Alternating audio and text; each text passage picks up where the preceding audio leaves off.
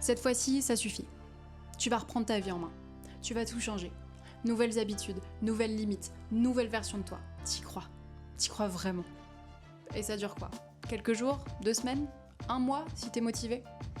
Ensuite, ça retombe. Si tu te reconnais, regarde cette vidéo jusqu'au bout, parce que je vais t'expliquer pourquoi ça fait ça. Après le bouillonnement, il y a un déclic. Ça se fait souvent en silence.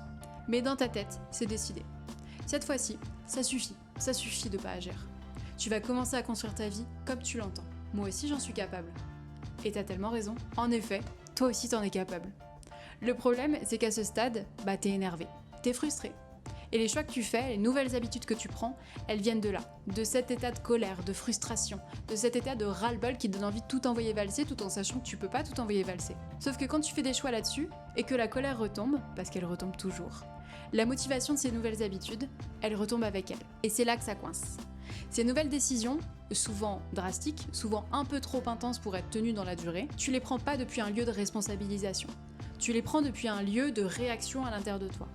Réaction face à la vie que t'as menée, celle que tu mènes encore aujourd'hui. Réaction face aux attentes des autres, dont tu veux vraiment plus entendre parler. C'est cette envie de tout envoyer bouler, et de fuir tout ce que tu ne veux plus. Sauf que quand tu regardes ce que tu fuis, tu peux pas voir où tu vas. T'es dos à ta destination. Tu cours, mais t'as aucune idée de vers quoi. Je me souviens de la première fois que j'ai conscientisé ça. On m'a posé une question toute simple, enfin en apparence du moins. Si t'oublies ce que tu veux pas, qu'est-ce que tu veux? Et là, le vertige, le néant. Parce qu'à ce moment-là, je m'étais construite uniquement en résistance, uniquement en réaction. En réaction face à ce que je ne voulais plus, à ce que je ne voulais pas pour moi. Sauf que du coup, j'avais aucune idée de ce que je voulais. Et je savais même pas comment me poser la question d'ailleurs. Alors autant dire que je savais encore moins comment obtenir la réponse. C'est à ce moment-là que les croyances limitantes font leur retour. Les peurs, les doutes. C'est pas pour moi. Non mais moi c'est différent, je peux pas lâcher telle ou telle chose. Ah bah oui mais si j'avais X ou Y ce serait plus simple aussi. Ah si j'avais pas X ou pas Y ce serait possible, mais là clairement pas possible. Ça c'est le modèle d'exception. Les autres y arrivent, mais toi c'est différent.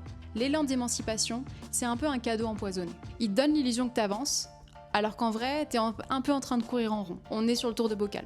Et quand l'élan retombe, il y a une dernière étape. Et c'est probablement la plus douloureuse. C'est celle qui boucle le cycle. Le R de Amber. Le retour au rôle.